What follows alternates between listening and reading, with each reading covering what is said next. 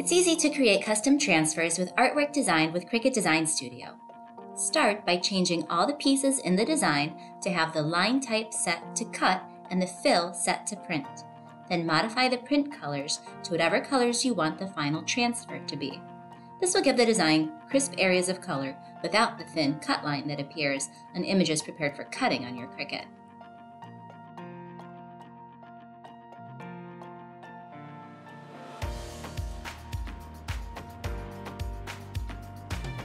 Size the design to take up as much of the screen as possible.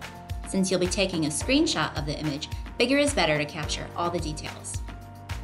Then we're going to turn off the visible grid lines so the image has a solid white background. This will give the final image nice, clean lines. Now use the screen snipping tool to select the image. Here I'm using the default Windows 10 snipping tool.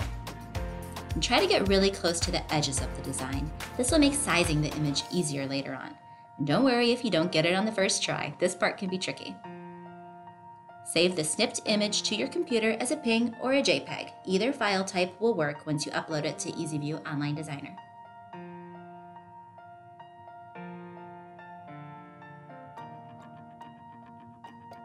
Once you're logged into EasyView, click the Add Your Art button and choose the file from the saved location.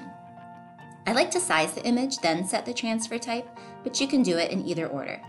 Here I chose Goof-Proof Screen Printed Transfer. Click the Configure Color Map button to set the transfer ink colors. Click on an area of color in the design and the transfer ink color choices will appear. All areas of the same color will be assigned whatever ink color you choose. And the color choices depend on your transfer type.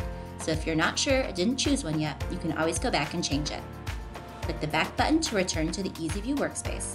It helps to change the background color to match the background in your image, which is why we chose white earlier. And now you're ready to place your custom transfer order with the art you created in Cricut.